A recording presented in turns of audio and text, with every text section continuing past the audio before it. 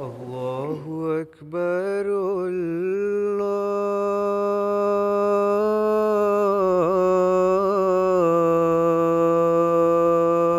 الله أكبر.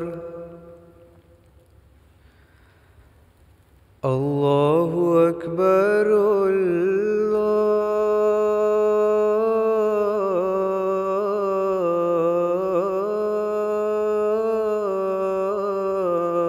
الله أكبر. أشهد أن لا إله إلا الله.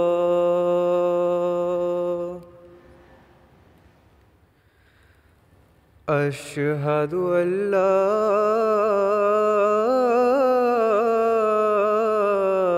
إله إلا الله.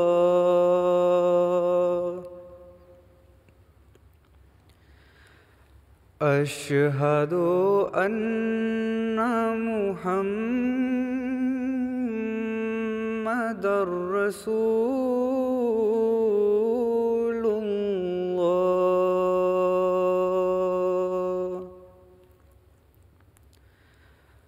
أشهد أن محمدًا رسول الله.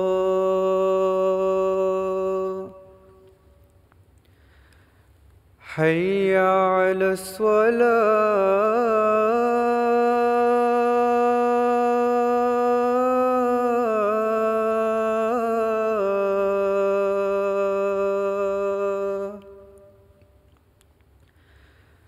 حي على الصلاة.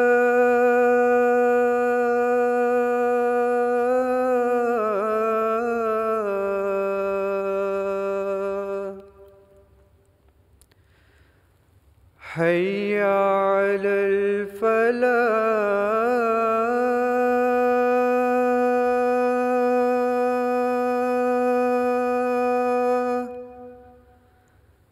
حي على الفلاح.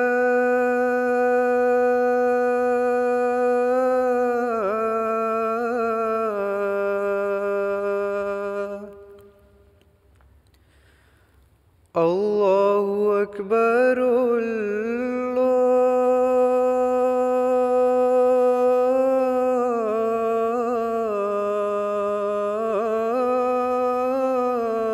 الله أكبر.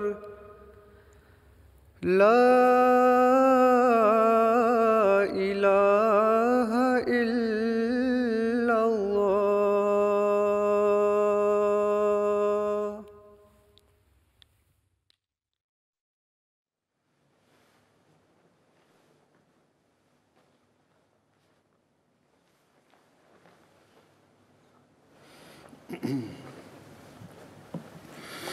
السلام عليكم ورحمة الله.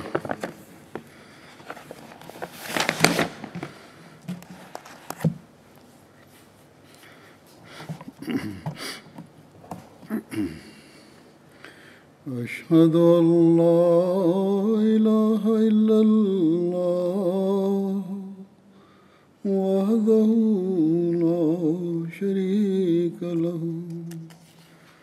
وأشهد أن محمدًا عبده ورسوله. أما بعد فأعوذ بالله من الشيطان الرجيم. بسم الله الرحمن الرحيم. الحمد لله رب العالمين الرحمن الرحيم مالك يوم الدين. إياك نعبد وإياك نستعين. اهدنا الصراط المستقيم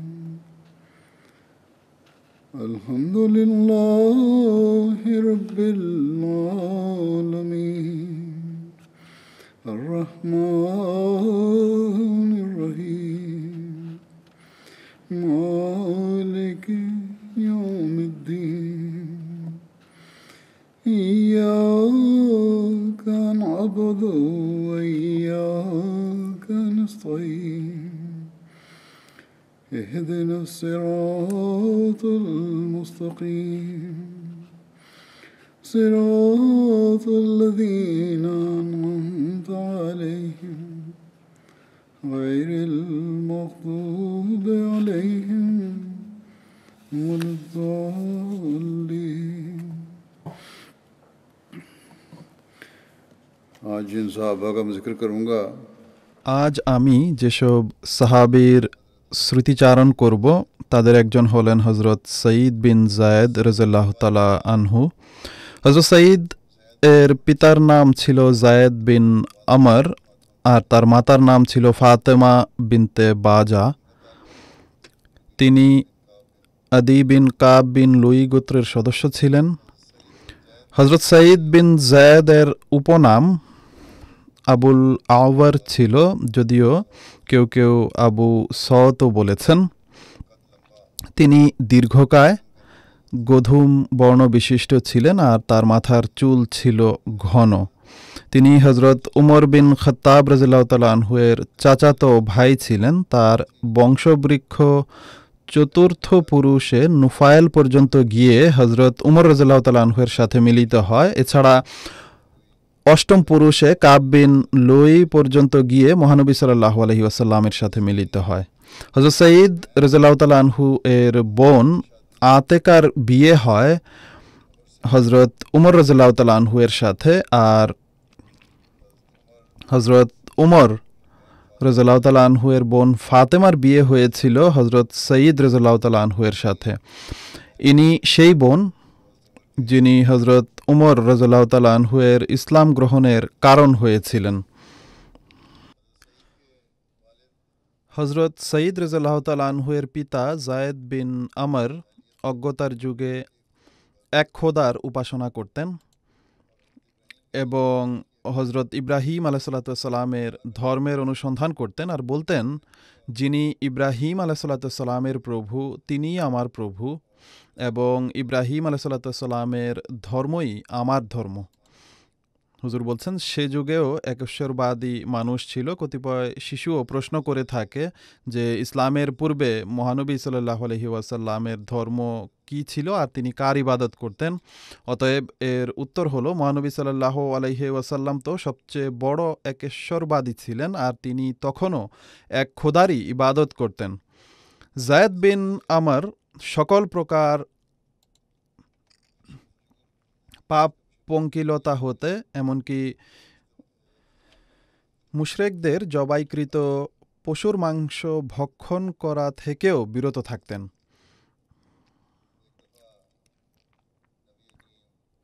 মহানবী সাল্লাল্লাহু আলাইহি ওয়াসাল্লামের নবী হিসেবে আবির্ভূত হওয়ার পূর্বে একবার তার সাল্লাল্লাহু আলাইহি ওয়াসাল্লাম এর সাথে তার সাক্ষাৎ হয়।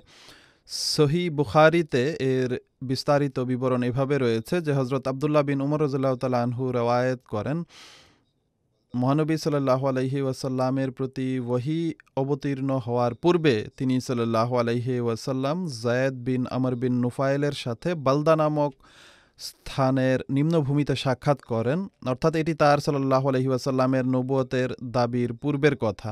বালদা হলো মক্কার পশ্চিমে অবস্থিত একটি উপত্যকার নাম। মক্কার দিকে যাওয়ার সময় তানঈমের পথে এটি অবস্থিত।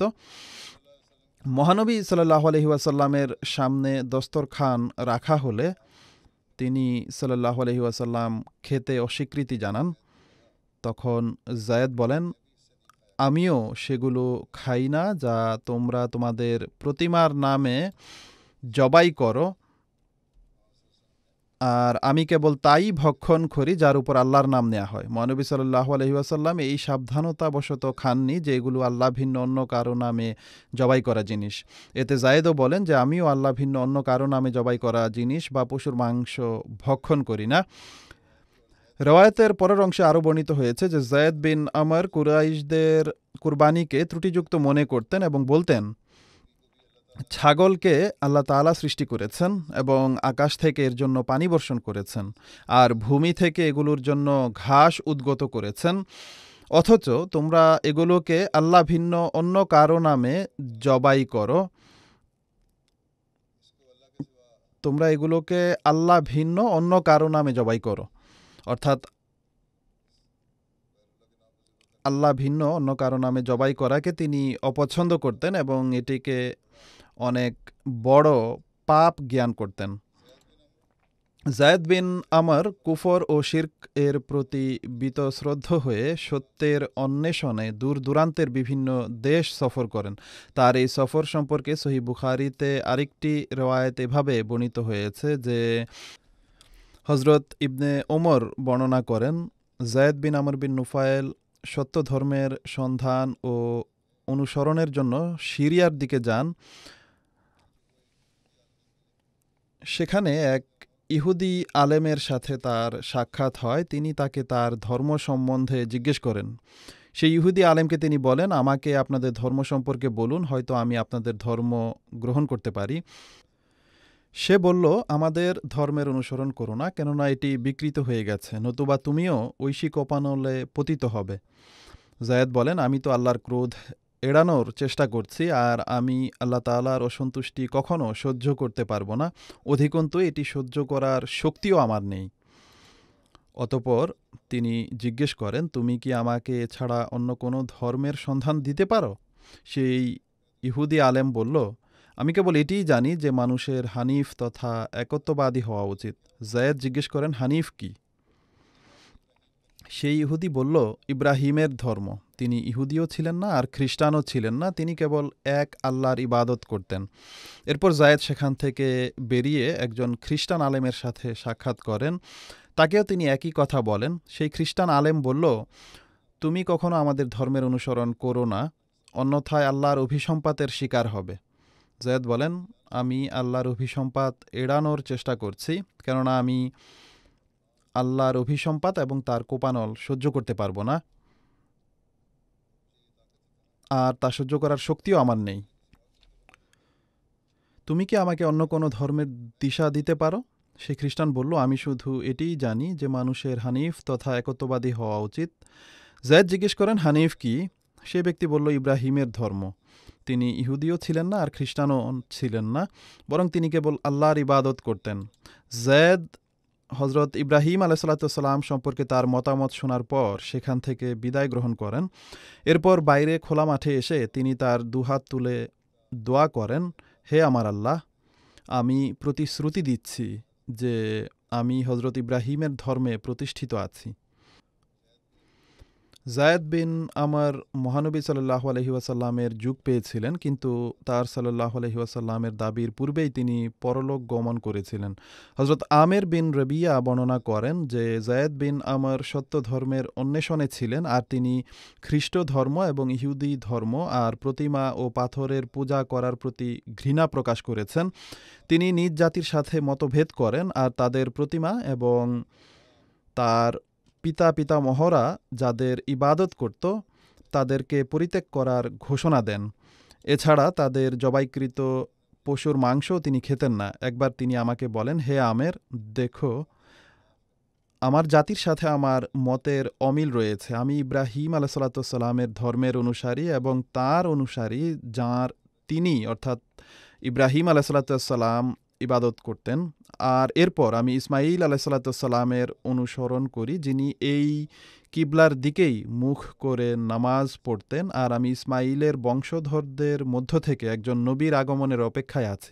কিন্তু মনে হচ্ছে তার সত্যায়ন, তার প্রতি ঈমান আনয়ন এবং তার সত্যনবী হওয়ার পক্ষে সাক্ষ্য দেবার জন্য আমি তার যুগ পাব না। হে আমের, যদি তুমি সেই নবীর যুগ পাও তাহলে তাকে আমার পক্ষ থেকে সালাম জানাবে। আমের বলেন, মহানবী সাল্লাল্লাহু আলাইহি ওয়াসাল্লাম যখন আবির্ভূত হন তখন আমি মুসলমান হয়ে যাই এবং মহানবী সাল্লাল্লাহু আলাইহি ওয়াসাল্লামকে জায়েদ বিন আমরের বাণী ও সালাম পৌঁছে দেই। মহানবী সাল্লাল্লাহু আলাইহি ওয়াসাল্লাম তার সালামের উত্তর দেন ও তার জন্য রহমতের দোয়া করেন এবং বলেন, আমি তাকে জান্নাতে নিজের আঁচল গুটাতে দেখেছি। যায়েদ বিন আমর নিজের একেশ্বরবাদী হওয়ার জন্য অত্যন্ত গর্ববোধ করতেন। হজরত আসমা বিনতে আবু বকর অজ্ঞতার যুগের একটি ঘটনা বর্ণনা করেন। তিনি বলেন, আমি যায়েদ বিন আমর বিন নুফাইলকে দেখেছি যে তিনি কাবা ঘরের দেয়ালে হেলান দেয়া অবস্থায় বলছিলেন, হে কুরাইশরা, আমি আল্লাহর নামে শপথ করে বলছি, আমি ভিন্ন তোমাদের মাঝে আর কেউ ইব্রাহিমের ধর্মের উপর প্রতিষ্ঠিত নও। যায়েদ কন্যা সন্তানদেরকে জীবিত কবরস্থ করতেন না। আরবের কতক গোত্রের রীতি ছিল যে তারা নিজ কন্যাদেরকে জীবিত অবস্থায় মাটিতে পুঁতে ফেলত। তিনি এটি করতেন না, বরং তিনি যদি অবগত হতেন যে কেউ নিজ কন্যাকে হত্যা করতে উদ্যত, তখন তিনি সেই ব্যক্তিকে বলতেন, একে মেরো না, একে হত্যা করো না, আমি তোমার স্থলের ভরণ পোষণের ব্যবস্থা করব। অতঃপর তিনি তাকে নিয়ে যেতেন, আর সে সাবালিকা হলে তার পিতাকে বলতেন, তুমি চাইলে আমি তাকে তোমার হাতে তুলে দিচ্ছি, আর তুমি চাইলে আমি তার সব দায়িত্ব সম্পন্ন করব, অর্থাৎ বিয়ে শাদী প্রভৃতির খরচাদি বহন করব। অপর এক রেওয়ায়েতে হজরত আসমা বিনতে আবু বকর বর্ণনা করেন, প্রথমোক্ত রেওয়ায়েত বুখারীর ছিল, আর দ্বিতীয়টি ইতিহাস গ্রন্থ উজদুল গাবার রেওয়ায়েত। হজরত আসমা বিনতে আবু বকর বর্ণনা করেন যে আমি যায়েদ বিন আমর বিন নুফাইলকে কাবার সাথে হেলান দিয়ে দাঁড়ানো অবস্থায় দেখেছি। তিনি বলছিলেন, হে কুরাইশরা, সেই সত্তার কসম যার হাতে যায়েদের প্রাণ, আমি ছাড়া তোমাদের কেউ ইব্রাহিমের ধর্মে প্রতিষ্ঠিত নয়। তিনি বলতেন, হে আল্লাহ, হায়, আমি যদি তোমার ইবাদতের পছন্দনীয় পন্থা জানতাম তাহলে আমি সেভাবেই তোমার ইবাদত করতাম, কিন্তু আমি তা জানি না। এরপর তিনি নিজ হাতের তালুতে সিজদা করতেন। সঈদ বিন মুসাইয়েব থেকে বর্ণিত, যায়েদ বিন আমরের মৃত্যু মহানবী সাল্লাল্লাহু আলাইহি ওয়াসাল্লামের আবির্ভাবের 5 বছর পূর্বে হয়েছে। সে সময় কুরাইশরা কাবা গৃহের পুনর্নির্মাণ করছিল। তিনি যখন মৃত্যুবরণ করেন তখন তিনি বলছিলেন, আমি ইব্রাহিমের ধর্মের উপর প্রতিষ্ঠিত আছি। হজরত সঈদ বিন যায়েদের স্মৃতিচারণ হচ্ছিল। প্রাসঙ্গিকভাবে তার পিতার বর্ণনা চলে এসেছে। পুত্র ইসলামে উচ্চ মর্যাদা লাভ করেছেন, কিন্তু পিতার পুণ্যের কারণে এটিও ইতিহাসে সংরক্ষিত হয়ে আছে, আর এ কারণে আমিও এখানে এর উল্লেখ করলাম, কেননা এসব রেওয়ায়েত বুখারীতেও রয়েছে।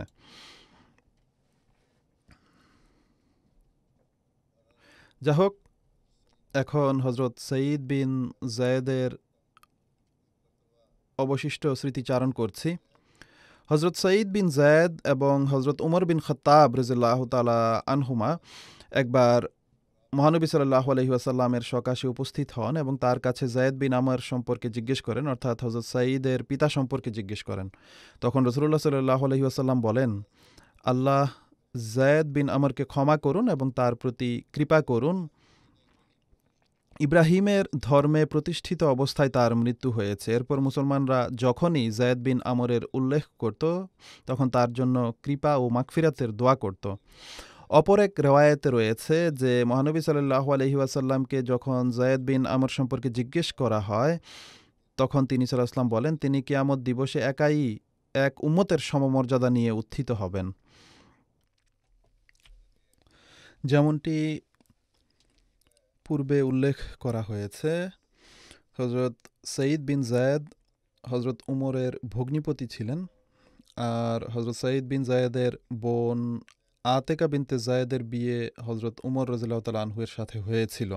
হজরত সঈদ বিন যায়েদ এবং তার স্ত্রী হজরত ফাতেমা বিনতে খত্তাব ইসলামের প্রাথমিক যুগে ইসলাম ধর্ম গ্রহণ করেছিলেন, অর্থাৎ প্রারম্ভেই তারা ইসলাম গ্রহণ করে নিয়েছিলেন।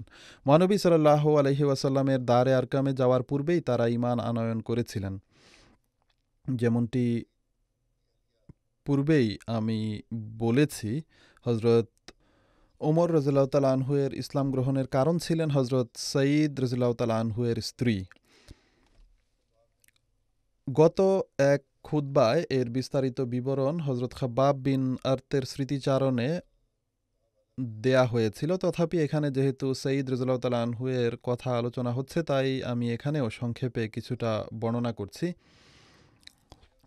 হজরত মির্জা বশির আহমদ সাহেব সিরাত খাতামান নবীন পুস্তকে লিখেছেন, হজরত হামজা রাদিয়াল্লাহু তাআলা আনহু এর ইসলাম গ্রহণের কেবল কয়েকদিন অতিবাহিত হতেই আল্লাহ তাআলা মুসলমানদেরকে আরেকটি আনন্দের উপলক্ষ দান করেন, অর্থাৎ ইসলামের কট্টর বিরোধী হজরত ওমরও মুসলমান হয়ে যান। হজরত ওমরের প্রকৃতিতে শুরু থেকেই কঠোরতা ছিল, কিন্তু এটি তার প্রকৃতিতে শুরু থেকেই ছিল, কিন্তু ইসলামের শত্রুতা তাতে নতুন মাত্রা যোগ করেছে। যেমন ইসলাম গ্রহণের পূর্বে তিনি অসহায় ও দুর্বল মুসলমানদেরকে তাদের ইসলাম গ্রহণের কারণে অনেক বেশি কষ্ট দিতেন। একদিন তিনি ভাবলেন, এদেরকে তো আমি কষ্ট দিয়েই যাচ্ছি, কিন্তু এরা বিরত হচ্ছে না এবং নিজেদের বিশ্বাসে তারা দৃঢ় অবিচল। এ নৈরাজ্যের হোতাকে শেষ করে দিলেই তো হয়। এই উদ্দেশ্যে তিনি ঘর থেকে বের হন। তার হাতে ছিল নগ্ন তরবারি। পথিমধ্যে জনৈক ব্যক্তির সাথে দেখা হয়। সে বলে, হে ওমর, এত ক্রুদ্ধ হয়ে নগ্ন তরবারি হাতে কোথায় যাচ্ছ? তিনি বলেন, আজ আমি মুহাম্মদের ভবলীলা সাঙ্গ করতে যাচ্ছি।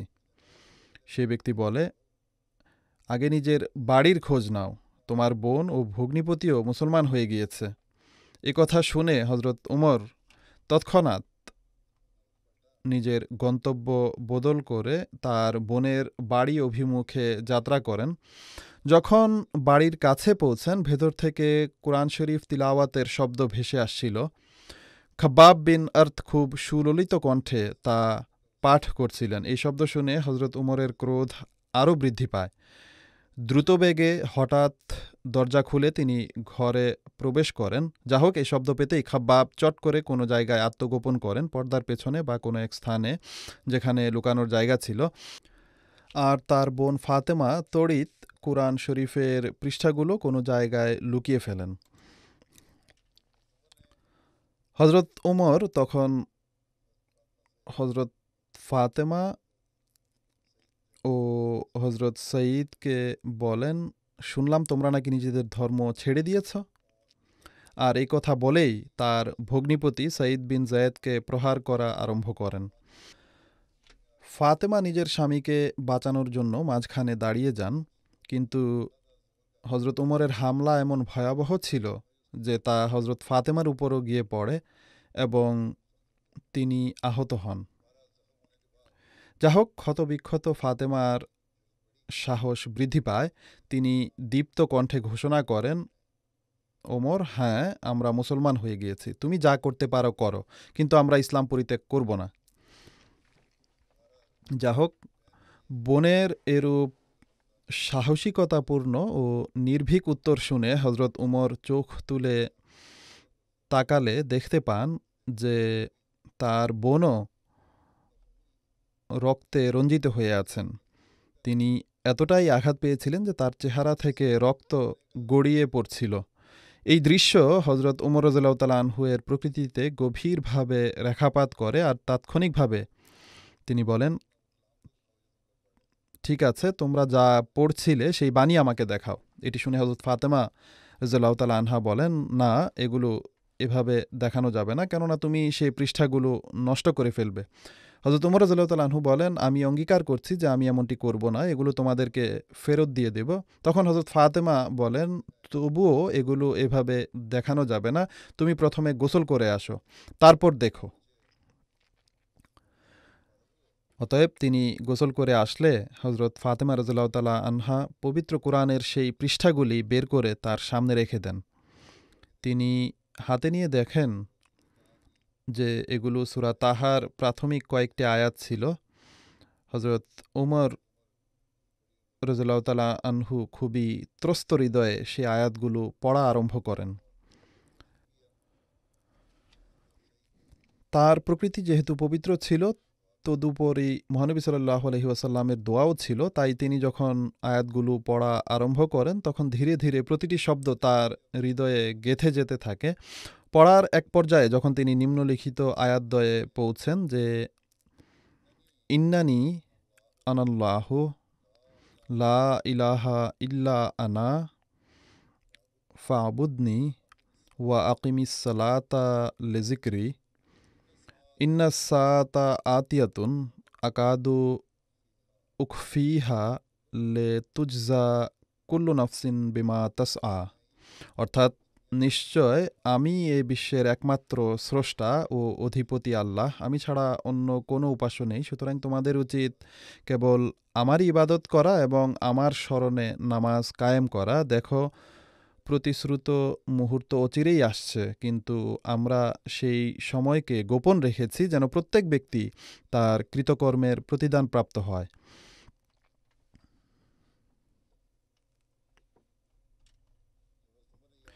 এই আয়াত পড়তেই হযরত উমর রাদিয়াল্লাহু তাআলা আনহু সম্বিত ফিরে পান এবং অবলীলায় বলে ওঠেন, কি বিস্ময়কর বাণী, আর কতই না পবিত্র বাণী। হযরত খাব্বাব রাদিয়াল্লাহু তাআলা আনহু লুকিয়েছিলেন। এই কথা শুনে তিনি বাইরে বেরিয়ে আসেন এবং আল্লাহ তাআলার কৃতজ্ঞতা জ্ঞাপন করেন। এরপর তিনি বলেন, তোমার মাঝে যে পরিবর্তন সৃষ্টি হয়েছে তা মহানবী সাল্লাল্লাহু আলাইহি ওয়াসাল্লামের দুয়ারি ফসল। কেননা খোদার কসম, গতকালই আমি তাঁকে সাল্লাল্লাহু আলাইহি ওয়াসাল্লাম এই দোয়া করতে শুনেছি যে, হে আল্লাহ, তুমি উমর ইবনুল খাত্তাব অথবা আমর বিন হিশাম অর্থাৎ আবু জাহেলের মধ্য থেকে যে কোনো একজন ইসলামকে দান করো। যা হোক, হজরত উমর রাদিয়াল্লাহু তাআলা আনহু এটি শুনে হজরত খাব্বাব রাদিয়াল্লাহু তাআলা আনহুকে বলেন, আমাকে বলো মহানবী সাল্লাল্লাহু আলাইহি ওয়াসাল্লাম কোথায় আছেন। তখনও তরবারি পূর্বের ন্যায় খাপের বাইরে তার হাতেই ছিল। মহানবী সাল্লাল্লাহু আলাইহি ওয়াসাল্লাম তখন দারে আরকামে অবস্থান করছিলেন। যা হোক, খাব্বাব তাকে সেখানকার ঠিকানা বলে দেন। হজরত উমর সেখানে গিয়ে দরজায় সজোরে কড়া নাড়েন। সাহাবীরা দরজার ফাঁক দিয়ে তাকিয়ে দেখেন হজরত উমর নগ্ন তরবারি হাতে দাঁড়িয়ে আছেন। এটি দেখে তারা দরজা খুলতে ইতস্তত করেন। মহানবী সাল্লাল্লাহু আলাইহি ওয়াসাল্লাম বলেন, দরজা খুলে দাও। হজরত হামজাও সেখানে উপস্থিত ছিলেন। তিনিও বলেন, দরজা খুলে দাও। সে যদি সদিচ্ছা নিয়ে এসে থাকে তাহলে ভালো কথা, কিন্তু যদি দুরভিসন্ধি থাকে তবে তার তরবারি দিয়েই তার শিরচ্ছেদ করব। দরজা খোলা হয়। হজরত উমর নগ্ন তরবারি নিয়ে ভেতরে প্রবেশ করেন। মহানবী সাল্লাল্লাহু আলাইহি ওয়াসাল্লাম নিজের জামার কিনারা টেনে জিজ্ঞেস করেন, হে উমর, কি উদ্দেশ্যে এসেছ? তিনি বলেন, হে আল্লাহ রসুল সাল্লাল্লাহু আলাইহি ওয়াসাল্লাম, আমি মুসলমান হতে এসেছি। মহানবী সাল্লাল্লাহু আলাইহি ওয়াসাল্লাম এই কথা শুনে আনন্দে আল্লাহু আকবার ধ্বনি উচ্চকিত করেন। বর্ণিত আছে যে তখন সাহাবীরাও এত জোরে আল্লাহু আকবার ধ্বনি উচ্চকিত করেন যে মক্কার পাহাড়গুলোতেও সেই আওয়াজ প্রতিধ্বনিত হয়। অতএব ইনি ছিলেন হজরত সঈদ, যিনি হজরত উমর রাদিয়াল্লাহু তাআলা আনহু এর ইসলাম গ্রহণের কারণ ছিলেন। হজরত সঈদ বিন যায়েদ রাদিয়াল্লাহু তাআলা আনহু প্রাথমিক হিজরতকারীদের অন্তর্ভুক্ত ছিলেন। মদিনা পৌঁছে তিনি হজরত আবু লুবাবার ভাই হজরত রিফা বিন আব্দুল মুনজেরের ঘরে অবস্থান করেন। মহানবী সাল্লাল্লাহু আলাইহি ওয়াসাল্লাম হজরত রাফে বিন মালিকের সাথে তার ভ্রাতৃত্ব বন্ধন স্থাপন করে দেন। তবে অপর একটি রওয়ায়েত অনুযায়ী হজরত উবাই বিন কাবের সাথে ভ্রাতৃত্ব বন্ধন স্থাপন করেন। হজরত সঈদ বিন যায়েদ বদরের যুদ্ধে অংশগ্রহণ করতে পারেননি, কিন্তু তা সত্ত্বেও মহানবী সাল্লাল্লাহু আলাইহি ওয়াসাল্লাম বদরের যুদ্ধলব্ধ সম্পদে তাকে অংশীদার করেছেন। এই জন্য যেসব সাহাবী যুদ্ধে অংশগ্রহণ করেছিলেন বা মহানবী সাল্লাল্লাহু আলাইহি ওয়াসাল্লাম কোনো না কোনোভাবে যাদেরকে যুদ্ধলব্ধ সম্পদের অংশ দিয়ে বদরে অংশগ্রহণকারীদের অন্তর্ভুক্ত করেছেন, আমিও তাদেরকে বদরের যুদ্ধে অংশগ্রহণকারী সাহাবীদের অন্তর্ভুক্ত বলে গণ্য করেছি। হজরত সঈদ বিন যায়েদের বদরের যুদ্ধে অংশগ্রহণ না করার কারণ হজরত তালহা বিন উবাইদুল্লাহর স্মৃতিচারণে উল্লেখ করা হয়েছে, তথাপি এখানেও বর্ণনা করা জরুরি, তাই বর্ণনা করছি।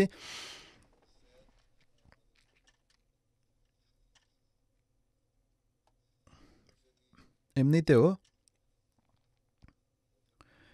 এটি বর্ণনা করার প্রায় 2-3 মাস কেটে গেছে, আর এখানেও বর্ণনা করা প্রয়োজন, তাই করছি। যা হোক, হযরত সাঈদ বিন যায়েদের বদরের যুদ্ধে অংশগ্রহণ না করার যে কারণ উল্লেখ করা হয়েছে তা হলো কুরাইশদের একটি কাফেলার সিরিয়া থেকে রওনা হওয়ার বিষয়ে ধারণা করে রাসূলুল্লাহ সাল্লাল্লাহু আলাইহি ওয়াসাল্লাম মদিনা থেকে তার যাত্রার 10 দিন পূর্বে হযরত তালহা বিন উবাইদুল্লাহ এবং হযরত সাঈদ বিন যায়েদকে কাফেলার সংবাদ সংগ্রহের জন্য প্রেরণ করেন। তারা আওরা নামক স্থানে পৌঁছেন। কাফেলা সেই পথ অতিক্রম না করা পর্যন্ত তারা সেখানেই অবস্থান করেন। আওরা লোহিত সাগরের তীরবর্তী একটি যাত্রাবিরতির স্থান। হিজাজ ও সিরিয়ায় যাতায়াতকারী কাফেলাগুলো এই পথ দিয়েই যাতায়াত করত। যা হোক, রাসূলুল্লাহ সাল্লাল্লাহু আলাইহি ওয়াসাল্লাম হযরত তালহা বিন উবাইদুল্লাহ এবং হযরত সাঈদের ফিরে আসার পূর্বেই এ সংবাদ পেয়ে যান যে কাফেলাটি সেখান থেকে চলে গেছে, তাদের এদিকে আসার কোনো ইচ্ছা নেই। তিনি সাল্লাল্লাহু আলাইহি ওয়াসাল্লাম সাহাবীদের ডাকেন এবং কুরাইশ কাফেলার উদ্দেশ্যে যাত্রা করেন।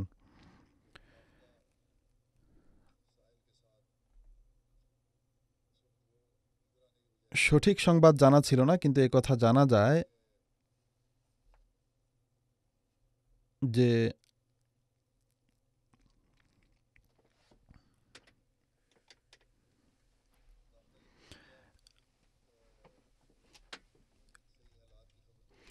তখনও সঠিক সংবাদ জানা ছিল না, কিন্তু একথা জানা যায় যে কাফেলা সেই পথ অতিক্রম করে গেছে। তখন তিনি সাহাবীদের ডাকেন আর কাফেলার উদ্দেশ্যে যাত্রা করেন, কিন্তু এদিকে আসার পরিবর্তে কাফেলা উপকূলীয় পথ ধরে দ্রুত সটকে পড়েছে। সন্ধানীদের দৃষ্টি এড়ানোর জন্য তারা দিনরাত সফর অব্যাহত রাখে, আর যে পথে তাদের আসার সম্ভাবনা ছিল সেই পথে আসেনি। ফলে উভয় কাফেলা মুখোমুখি হয়নি। হযরত তালহা বিন উবাইদুল্লাহ ও হযরত সাঈদ বিন যায়েদ এরপর রাসূলুল্লাহ সাল্লাল্লাহু আলাইহি ওয়াসাল্লামকে এই কাফেলার সংবাদ দেওয়ার জন্য মদিনার উদ্দেশ্যে যাত্রা করেন। তারা জানতেন না যে রাসূলুল্লাহ সাল্লাল্লাহু আলাইহি ওয়াসাল্লাম বদরের যুদ্ধের উদ্দেশ্যে ইতোমধ্যে যাত্রা করেছেন। তারা দুজন মদিনাতে সেদিন এসে পৌঁছেন যেদিন রাসূলুল্লাহ সাল্লাল্লাহু আলাইহি ওয়াসাল্লাম বদরের প্রান্তরে কুরাইশ বাহিনীর মুখোমুখি হয়েছেন। তাদের উভয়েই রাসূলুল্লাহ সাল্লাল্লাহু আলাইহি ওয়াসাল্লামের সকাশে উপস্থিত হবার জন্য মদিনা থেকে যাত্রা করেন এবং পথিমধ্যে মহানবী সাল্লাল্লাহু আলাইহি ওয়াসাল্লামের বদর থেকে ফিরতি পথে তুরবান নামক স্থানে তাঁর সাথে মিলিত হন। তুরবান মদিনা থেকে আনুমানিক 19 মাইল দূরে অবস্থিত একটি উপত্যকা, যেখানে অনেক বেশি পরিমাণে মিষ্টি পানির কূপ রয়েছে। বদরের যুদ্ধের উদ্দেশ্যে যাত্রাপথে রাসূলুল্লাহ সাল্লাল্লাহু আলাইহি ওয়াসাল্লাম এই স্থানে কিছু সময় অবস্থান করেছিলেন। যে বাণিজ্য কাফেলা চলে গিয়েছিল আর বদরের প্রান্তরে মক্কা থেকে আগত যে বাহিনীর সাথে যুদ্ধ হয়েছিল এটি ভিন্ন কাফেলা ছিল। যা হোক, রাসূলুল্লাহ সাল্লাল্লাহু আলাইহি ওয়াসাল্লাম মদিনা থেকে এই কাফেলার উদ্দেশ্য বোঝার জন্য বেরিয়েছিলেন।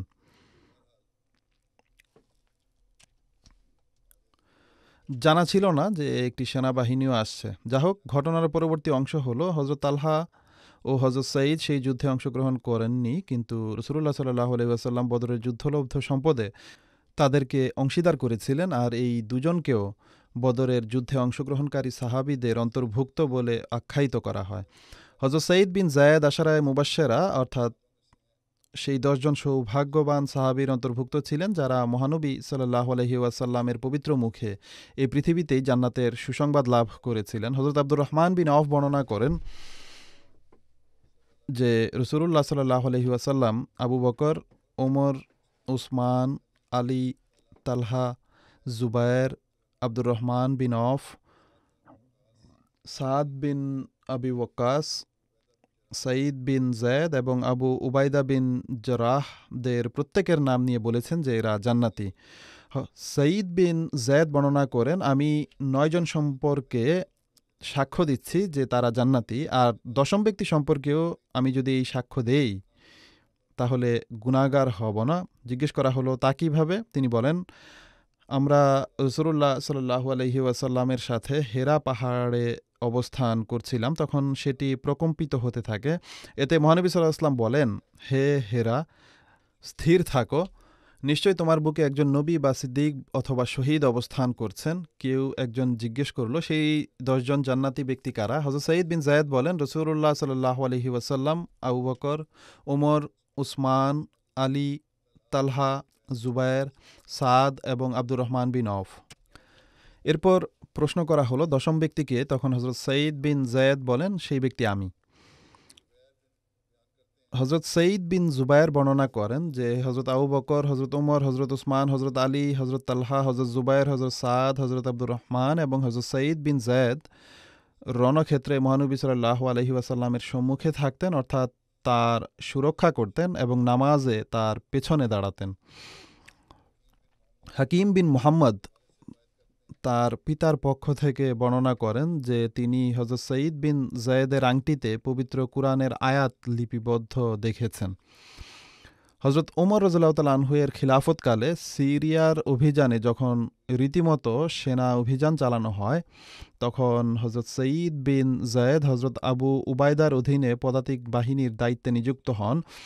দামেস্ক অবরোধ এবং ইয়ারমুকের চূড়ান্ত যুদ্ধে অসাধারণ বীরত্ব প্রদর্শন করেন এবং জীবন বাজি রেখে অংশগ্রহণ করেন। যুদ্ধের সময় হযরত সঈদ বিন যায়েদকে দামেস্কের গভর্নর নিযুক্ত করা হয়, কিন্তু তিনি হযরত আবু উবাইদাকে লিখেন যে আপনারা জিহাদ করবেন আর আমি এ থেকে বঞ্চিত থাকব, আমি এমনটি করতে পারি না। তাই চিঠি পাওয়া মাত্রই আমার জায়গায় অন্য কাউকে নিযুক্ত করুন, যেন যথাশীঘ্র আমি আপনার কাছে গিয়ে পৌঁছতে পারি। হযরত আবু উবাইদা বাধ্য হয়ে ইয়াজিদ বিন আবু সুফিয়ানকে পাঠিয়ে দেন এবং হযরত সঈদ বিন যায়েদ পুনরায় যুদ্ধে যোগদান করেন।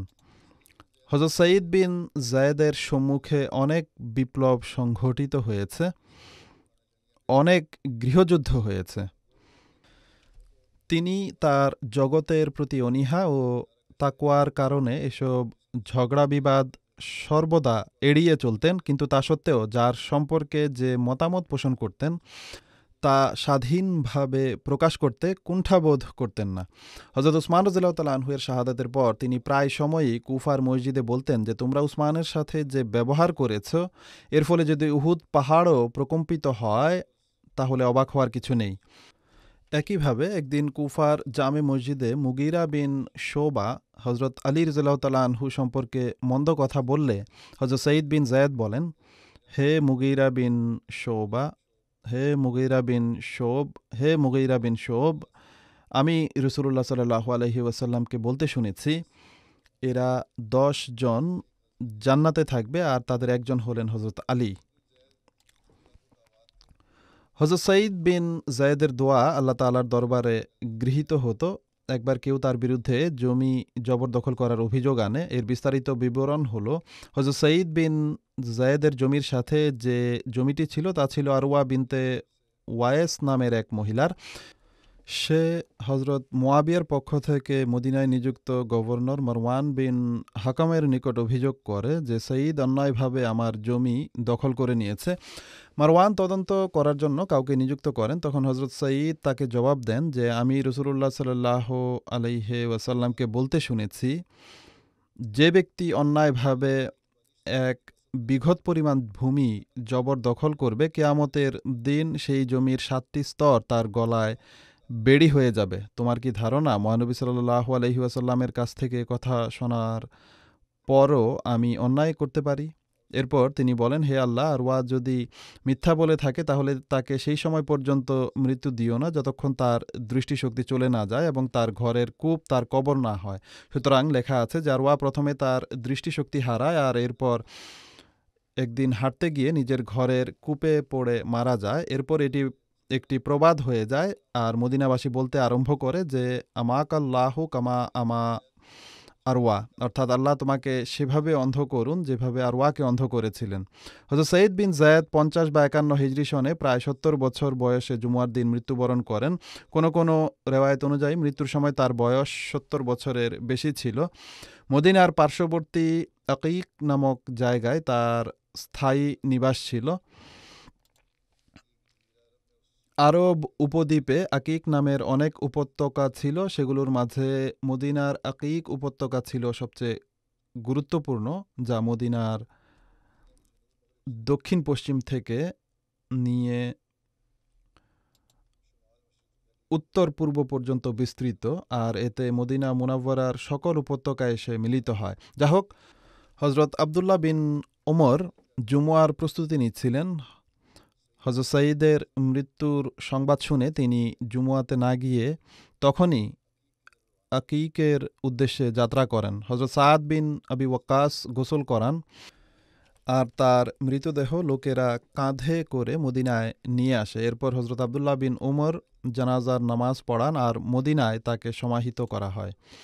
অপর এক রেওয়ায়েত অনুযায়ী হজরত আবদুল্লাহ বিন ওমর যখন হজরত সঈদ বিন জায়েদের মৃত্যু সংবাদ শোনেন তখন তিনি জুমুয়াতে যাওয়ার প্রস্তুতি নিচ্ছিলেন, কিন্তু তিনি জুমুয়াতে যাননি, বরং তার বাড়ি গিয়ে তাকে গোসল করান, সুগন্ধি লাগান, অতঃপর তার জানাজার নামাজ পড়ান। কিন্তু আয়েশা বিনতে সাদ বর্ণনা করেন যে হজরত সঈদ বিন জায়েদকে হজরত সাদ বিন ওয়াক্কাস গোসল করান, সুগন্ধি লাগান, এরপর ঘরে এসে নিজেও গোসল করেন। ঘর থেকে বের হওয়ার সময় তিনি বলেন, হজরত সাঈদ বিন জায়েদকে গোসল করানোর কারণে গোসল করিনি, বরং গরমের কারণে আমি গোসল করেছি। হজরত সাঈদ বিন জায়েদ রাদিয়াল্লাহু তাআলা আনহু এর জানাজার নামাজ পড়ান হজরত আবদুল্লাহ বিন উমর রাদিয়াল্লাহু তাআলা আনহু। হজরত সাদ বিন আবি ওয়াক্কাস এবং আবদুল্লাহ বিন উমর এই দুজনই কবরে নামেন, অর্থাৎ লাশ কবরে নামানোর জন্য তারা নামেন। হজরত সাঈদ বিন জায়েদ রাদিয়াল্লাহু তাআলা আনহু বিভিন্ন সময়ে 10টি বিয়ে করেছিলেন, আর সেই স্ত্রীদের ঘরে 13 জন পুত্র এবং 19 জন কন্যা সন্তান জন্মগ্রহণ করে। পরবর্তী স্মৃতিচারণ হল হজরত আব্দুর রহমান বিন অফ রাদিয়াল্লাহু তাআলা আনহু এর। এ সম্পর্কে সংক্ষেপে কিছু বলে দিচ্ছি। অজ্ঞতার যুগে হজরত আব্দুর রহমান বিন অফ রাদিয়াল্লাহু তাআলা আনহু এর নাম ছিল আবদে আমর। অপর একটি বর্ণনা মতে তার নাম ছিল আব্দুল কাবা। ইসলাম গ্রহণ করার পর মহানবী সাল্লাল্লাহু আলাইহি ওয়াসাল্লাম তার এই নাম পরিবর্তন করে আব্দুর রহমান রেখে দেন। তিনি বনু জোহরা বিন কিলাব গোত্রের সদস্য ছিলেন। সাহলা বিনতে আসেম বর্ণনা করেন, হজরত আব্দুর রহমান বিন অফ রাদিয়াল্লাহু তাআলা আনহু ফর্সা, সুন্দর চোখ, লম্বা পলক ও খাড়া নাকের অধিকারী ছিলেন। তার উপরের দিকের ছেদন দাঁত ছিল লম্বা এবং কানের লতি পর্যন্ত চুল ছিল। এছাড়া তিনি দীর্ঘ গ্রীবা, দৃঢ় হাতের তালু ও মোটা আঙ্গুলের অধিকারী ছিলেন। হজরত ইব্রাহিম বিন সাঈদ তার পিতার কাছ থেকে বর্ণনা করেন, হজরত আব্দুর রহমান বিন অফ রাদিয়াল্লাহু তাআলা আনহু দীর্ঘকায়, ফর্সা বর্ণ যাতে লালাভ মিশ্রণ ছিল, সুদর্শন এবং কোমল ত্বকের অধিকারী ছিলেন, আর তিনি খিজাব লাগাতেন না। তার সম্পর্কে বলা হয় তিনি কিছুটা খঞ্জ ছিলেন, আর এটি হয়েছে উহুদের যুদ্ধের পর, কেননা উহুদের যুদ্ধে তিনি আল্লাহ তাআলার পথে আহত হয়েছিলেন। হজরত আব্দুর রহমান বিন অফ রাদিয়াল্লাহু তাআলা আনহু সেই 10 জন সাহাবীর একজন ছিলেন যারা তাদের জীবদ্দশায় জান্নাতের শুভ সংবাদ লাভ করেছিলেন।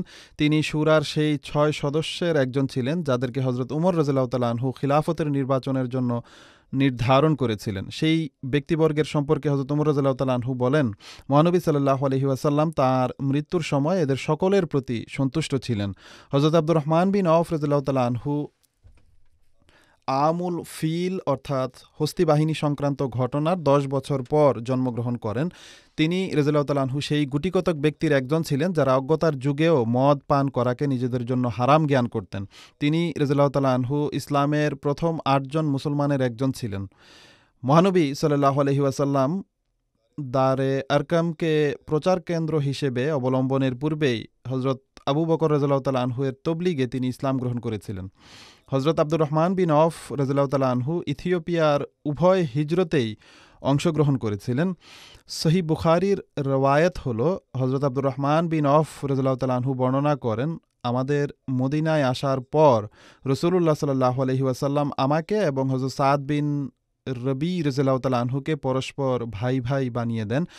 তখন হজরত সাদ বিন রবি রাদিয়াল্লাহু তাআলা আনহু বলেন, আমি আনসারদের মাঝে অধিক সম্পদশালী। হজরত সাদ বিন রবির স্মৃতিচারণেও এই ঘটনার উল্লেখ হয়েছে, এখানে উল্লেখ করছি। তিনি বলেন, কাজেই আমি আমার সম্পদ ভাগ করে অর্ধেকটা আপনাকে দিয়ে দিচ্ছি, আর আমার 2 জন স্ত্রীর মধ্য থেকে যাকে আপনার পছন্দ হয় তাকে আমি আপনার জন্য ছেড়ে দিব। তার ইদ্দত পূর্ণ হবার পর আপনি তাকে বিয়ে করুন। এ কথা শুনে হজরত আব্দুর রহমান রাদিয়াল্লাহু তাআলা আনহু হজরত সাদ রাদিয়াল্লাহু তাআলা আনহুকে বলেন, আল্লাহ তাআলা আপনার ধন ও জনসম্পদে বরকত দিন, আমার এসবের কোনো প্রয়োজন নেই। আপনি শুধু বলুন এখানে কোনো বাজার আছে কি যেখানে ব্যবসা বাণিজ্য হয়। হজরত সাদ রাদিয়াল্লাহু তাআলা আনহু বলেন, কায়নুকার বাজার রয়েছে। এটি জানার পর হজরত আব্দুর রহমান রাদিয়াল্লাহু তাআলা আনহু প্রভাতে সেখানে যান এবং ব্যবসা করেন। সেখান থেকে লভ্যাংশ হিসেবে পনির ও ঘি নিয়ে আসেন আর তা নিয়ে হজরত সাদের বাড়িতে আসেন। এভাবে তিনি প্রতিদিন সকালে সেই বাজারে যান, ব্যবসা করেন এবং আয় উপার্জন করতে থাকেন। কিছুদিন অতিবাহিত হওয়ার পর হজরত আব্দুর রহমান রাদিয়াল্লাহু তাআলা আনহু আসেন আর তার গায়ে জাফরানের চিহ্ন ছিল। মহানবী সাল্লাল্লাহু আলাইহি ওয়াসাল্লাম জিজ্ঞেস করেন, তুমি কি বিয়ে করেছ? তিনি বলেন, জি হ্যাঁ। তিনি সাল্লাল্লাহু আলাইহি ওয়াসাল্লাম জিজ্ঞেস করেন, কাকে? উত্তরে তিনি রাদিয়াল্লাহু তাআলা আনহু বলেন, এক আনসারী মহিলাকে। তখন তিনি সাল্লাল্লাহু আলাইহি ওয়াসাল্লাম জানতে চান, দেনমোহর কত দিয়েছ? তিনি রাদিয়াল্লাহু তাআলা আনহু বলেন, একটি খেজুর আটি সমপরিমাণ স্বর্ণ অথবা স্বর্ণের একটি আটি। এ কথা শুনে মহানবী সাল্লাল্লাহু আলাইহি ওয়াসাল্লাম বলেন, একটি ছাগল জবাই করে হলেও বৌভাত করো। হযরত আব্দুর রহমান বিন আওফ রাদিয়াল্লাহু তাআলা আনহু বর্ণনা করেন, আমার এমনও হয়েছে যে আমি কোনো পাথর উঠালেও আশা করতাম এর নিচে সোনা কিংবা রূপা পাওয়া যাবে, অর্থাৎ আল্লাহ তাআলা তার ব্যবসায় এতটা বরকত দিয়েছিলেন। হযরত আব্দুর রহমান বিন আওফ রাদিয়াল্লাহু তাআলা আনহু বদর এবং উহুদ সহ সকল যুদ্ধে মহানবী সাল্লাল্লাহু আলাইহি ওয়াসাল্লামের সাথে যোগদান করেন। বদরের যুদ্ধের একটি ঘটনা বর্ণনা করতে গিয়ে হযরত আব্দুর রহমান বিন আওফ রাদিয়াল্লাহু তাআলা আনহু বলেন, বদরের যুদ্ধে আমি সৈন্য সারিতে দাঁড়ানো ছিলাম। এমন সময় আমি আমার ডানে ও বামে তাকালাম। আমি দেখলাম আমার ডানে ও বামে দুজন অল্প বয়স্ক আনসারি বালক দাঁড়িয়ে আছে। তখন আমার আকাঙ্ক্ষা হলো, হায়, আমার উভয় পাশে যদি দুজন এমন মানুষ থাকতো যারা হবে এদের চেয়ে শক্তিশালী ও বলিষ্ঠদেহী। এ অবস্থায় তাদের একজন আমার হাতে চাপ দিয়ে জিজ্ঞেস করলো, চাচা, আপনি কি আবু জাহলকে চিনেন? আমি বললাম, হ্যাঁ, কিন্তু ভাতিজা, তার সাথে তোমার কি কাজ? সে বলল, আমাকে বলা হয়েছে সে মহানবী সাল্লাল্লাহু আলাইহি ওয়াসাল্লামকে গালমন্দ করে। সেই সত্তার কসম যার হাতে আমার প্রাণ, আমি যদি তাকে একবার দেখতে পাই তাহলে আমাদের দুজনের মধ্যে যার মৃত্যু প্রথমে নির্ধারিত সে মৃত্যুবরণ না করা পর্যন্ত আমার চোখ তার চোখ থেকে সরবে না। হযরত আব্দুর রহমান বিন আওফ রাদিয়াল্লাহু তাআলা আনহু বলেন, এই কথা শুনে আমি খুবই বিস্মিত হই। এরপর অপরজনও আমার হাতে চাপ দিয়ে একই কথা জিজ্ঞেস করলো। কিছুক্ষণ যেতে না যেতে আবু জাহেলকে আমি তার লোকদের মাঝে প্রদক্ষিণ করতে দেখলাম। আমি বললাম, তোমরা আমাকে যার সম্পর্কে জিজ্ঞেস করেছিলে ওই দেখো সেই ব্যক্তি। এ কথা শোনা মাত্রই তারা দুজন বিদ্যুৎ গতিতে নিজেদের তরবারি নিয়ে তার দিকে ছুটে যায় আর তাকে এতটা আঘাত করে যে প্রাণেই মেরে ফেলে। এরপর তারা ফিরে এসে মহানবী সাল্লাল্লাহু আলাইহি ওয়াসাল্লামকে অবহিত করে। তখন তিনি সাল্লাল্লাহু আলাইহি ওয়াসাল্লাম জিজ্ঞেস করেন, তোমাদের মধ্যে কে তাকে হত্যা করেছে? উত্তরে তারা উভয়েই বলে, আমি তাকে হত্যা করেছি। পরে তিনি সাল্লাল্লাহু আলাইহি ওয়াসাল্লাম জিজ্ঞেস করেন, তোমরা কি তোমাদের তরবারি মুছে পরিষ্কার করে ফেলেছ? তারা বলল, না।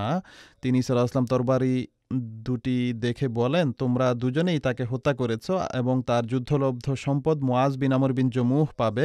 আর তাদের উভয়েরই নাম মুআজ ছিল, অর্থাৎ মুআজ বিন আফরা এবং মুআজ বিন আমর বিন জমুহ। এটি সহিহ বুখারীর হাদিস। আবু জাহলের হত্যা সম্পর্কিত এ ব্যাখ্যা পূর্বেও করা হয়েছে, পুনরায় বলে দিচ্ছি। কোনো কোনো হাদিসে রয়েছে, আফরার দুই ছেলে মুআওয়েজ ও মুআজ আবু জাহলকে মৃত্যুর দুয়ারে পৌঁছে দিয়েছিল। এরপর তার মুন্ডু দেহ থেকে বিচ্ছিন্ন করেছিলেন হযরত আব্দুল্লাহ বিন মাসউদ রাদিয়াল্লাহু তাআলা আনহু। ইমাম ইবনে হাজার আসকালানি এই সম্ভাবনার কথা উল্লেখ করেন যে মুআজ বিন আমর এবং মুআজ বিন আফরা এর পর হয়তো মুআওয়েজ বিন আফরাও তাকে আঘাত করে থাকবেন। বুখারী শরীফের ব্যাখ্যা ফতহুল বারীতেও এটি লেখা আছে। এই ঘটনাটি উল্লেখ করে হযরত মুসলিহ মাউদ রাদিয়াল্লাহু তাআলা আনহু এভাবে বর্ণনা করেছেন যে মক্কার জননেতা ও কাফের সেনাদলের সেনাপতি আবু জাহল যখন বদরের যুদ্ধে সেনাদলকে বিন্যস্ত করছিল, এমন সময় আব্দুর রহমান বিন আওফ রাদিয়াল্লাহু তাআলা আনহু এর মতো অভিজ্ঞ জেনারেল বলেন, আমি আমার ডানে ও বামে 15 বছর বয়সী দুজন আনসারি বালককে দেখতে পাই। তাদেরকে দেখে আমি ভাবলাম, আজ হৃদয়ের আকাঙ্ক্ষা পূর্ণ করার সুযোগ নেই, কেননা দুর্ভাগ্যবশত আমার চতুর্দিকে অনভিজ্ঞ বালকরা দাঁড়িয়ে আছে, তারাও আবার আনসারি বালক, যুদ্ধ সম্পর্কে যাদের কোনো সংস্রবই নেই। হযরত মুসলিম মাউদ রাদিয়াল্লাহু তাআলা আনহু লিখেন, হযরত আব্দুর রহমান রাদিয়াল্লাহু তাআলা আনহু বলেন, আমি এই চিন্তায় মগ্ন ছিলাম এমন সময় আমার শরীরের ডান পাশে কারো কোনোই লাগে। আমার মনে হলো ডান দিকের বালকটি কিছু বলতে চায়। আমি তার দিকে মুখ ফেরাতেই সে বলে, চাচা একটু ঝুঁকে কথা শুনুন, আমি আপনার কানে কানে একটি কথা বলতে চাই যেন আমার সাথী শুনতে না পায়। তিনি বলেন, আমি তার দিকে কান বাড়িয়ে দিলে সে বলে, চাচা আবু জাহলকে, যে রসুল্লাহ সাল্লাহ আলহি আসাল্লামকে এত বেশি কষ্ট দিত। হে চাচা, আমার মন চায় আমি তাকে হত্যা করি। তিনি রাদিয়াল্লাহু তাআলা আনহু বলেন, তার কথা শেষ হতে না হতেই আমার বাম দিকে কারো কোনোই লাগে। তখন আমি আমার বাম দিকের বালকের দিকে ঝুঁকি, আর বাম দিকের সেই বালকও একই কথা বলে যে, চাচা রসুল্লাহ সাল্লাহ আলহি আসাল্লামকে যে এত কষ্ট দিত সেই আবু জাহলকে, আমার মন চায় আমি আজ তাকে হত্যা করি। হযরত আব্দুর রহমান বিন আওফ রাদিয়াল্লাহু তাআলা আনহু বলেন, অভিজ্ঞ যোদ্ধা হওয়া সত্ত্বেও আমি ভাবতেও পারতাম না যে আবু জাহল, যে ছিল সেনাপতি, অভিজ্ঞতা সমৃদ্ধ এবং সেনা পরিবেষ্টিত, তাকে আমি হত্যা করতে পারবো। আমি অঙ্গুলি নির্দেশ করে একই সাথে উভয় বালককে বললাম, সামনে যে ব্যক্তি শিরস্ত্রাণ পরিহিত অবস্থায় লৌহ বর্মের আড়ালে দাঁড়িয়ে আছে, যার সামনে শক্তিশালী ও সাহসী যোদ্ধারা নগ্ন তরবারি হাতে প্রহরা দিচ্ছে, সে হলো আবু জাহল। আমার বলার উদ্দেশ্য ছিল তাদেরকে এটি বুঝিয়ে দেয়া যে এ কাজ তোমাদের মতো অনভিজ্ঞ বালকদের জন্য সাধ্যাতীত। হযরত আব্দুর রহমান রাদিয়াল্লাহু তাআলা আনহু বলেন, কিন্তু যে আঙুল দিয়ে আমি ইশারা করেছিলাম তা নামিয়ে আনার পূর্বেই সেই আনসারি বালকদ্বয় চড়ুই পাখির উপর বাজ পাখির আক্রমণ করার ন্যায় কাফির সারিগুলোকে বিদীর্ণ করে আবু জাহলের দিকে ছুটে যায়। আবু জাহলের সম্মুখে তার পুত্র ইকরামা দাঁড়িয়েছিল। সে অনেক সাহসী এবং অভিজ্ঞ জেনারেল ছিল, কিন্তু এই আনসার বালকরা এত দ্রুত গতিতে দৌড়ে যায় যে কেউ তাদের অগ্রসর হওয়ার উদ্দেশ্য বুঝে উঠতে পারেনি। চোখের পলকে তারা আবু জাহলের উপর আক্রমণ করার জন্য কাফেরদের সারিগুলোকে বিদীর্ণ করে একেবারে দেহরক্ষীদের কাছে পৌঁছে যায়। আবু জাহলের উপর আক্রমণ করার জন্য কাফেরদের সারিগুলোকে বিদীর্ণ করে একেবারে দেহরক্ষীদের কাছে পৌঁছে যায়। নগ্ন তরবারি হাতে যেসব দেহরক্ষী দাঁড়িয়েছিল তারা সময় মতো নিজেদের তরবারিও নামিয়ে আনতে পারেনি। শুধুমাত্র একজন প্রহরীর তরবারি নিচে আসতে সক্ষম হয়, যার ফলে একজন আনসার বালকের বাহু কেটে যায়। কিন্তু যাদের কাছে জীবন বলি দেয়া সহজ মনে হচ্ছিল, তাদের জন্য বাহু কেটে যাওয়া কী বা বাদ সাধতে পারত। যেভাবে পাহাড়ের উপর থেকে পাথর পতিত হয়, ঠিক একইভাবে সেই বালকদ্বয় দেহরক্ষীদের উপর বল প্রয়োগ করে আবু জাহলের উপর ঝাঁপিয়ে পড়ে আর যুদ্ধ আরম্ভ হওয়ার পূর্বেই কাফের সেনাপতিকে ভূপাতিত করে। হযরত আব্দুল্লাহ বিন মাসউদ রাদিয়াল্লাহু তাআলা আনহু বলেন, যুদ্ধের শেষের দিকে আমি সেখানে পৌঁছাই যেখানে আবু জাহল মৃতপ্রায় অবস্থায় পড়েছিল। আমি বললাম, কি অবস্থা তোমার? সে বলল, আমি মারা যাচ্ছি, কিন্তু আক্ষেপ নিয়ে মারা যাচ্ছি। মারা যাওয়া কোনো বড় বিষয় নয়, কিন্তু আক্ষেপ হলো হৃদয়ের বাসনা পূর্ণ হওয়ার পূর্বে আনসারদের দুই বালক আমাকে ভূপাতিত করেছে। মক্কাবাসীরা আনসারদের অনেক তুচ্ছ মনে করত, তাই অনেক আক্ষেপের সাথে সে এর উল্লেখ করে আর বলে, এই আক্ষেপ হৃদয়ে নিয়ে মারা যাচ্ছি যে আনসারদের দুজন ছোকরা আমাকে হত্যা করেছে।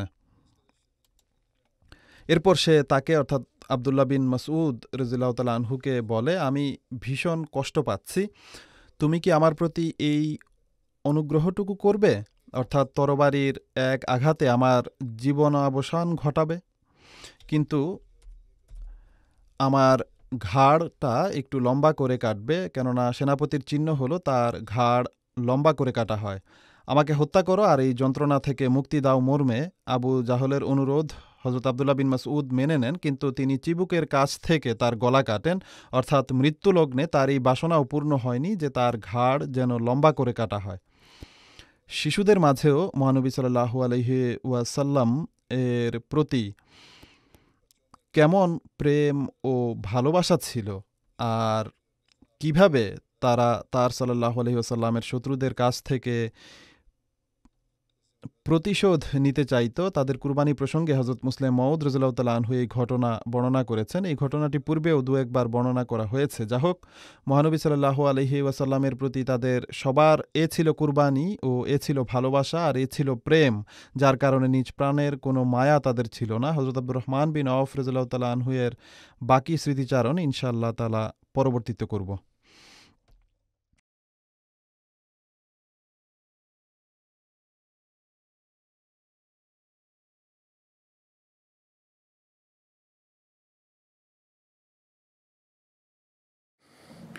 الحمد لله الحمد لله نحمده ونستعينه ونستغفره ونؤمن به ونتوكل عليه ونعوذ بالله من شرور أنفسنا ومن سيئات أعمالنا من يهده الله فلا مضل له ومن يضلله فلا هادي له ونشهد أن لا إله إلا الله ونشهد أن محمدا عبده ورسوله عباد الله رحمكم الله إن الله يأمر بالعدل والإحسان وإيتاء ذي القربى وينهى عن الفحشاء والمنكر والبغي يعظكم لعلكم تذكرون اذكروا الله يذكركم وادعوه يستجب لكم ولذكر الله أكبر.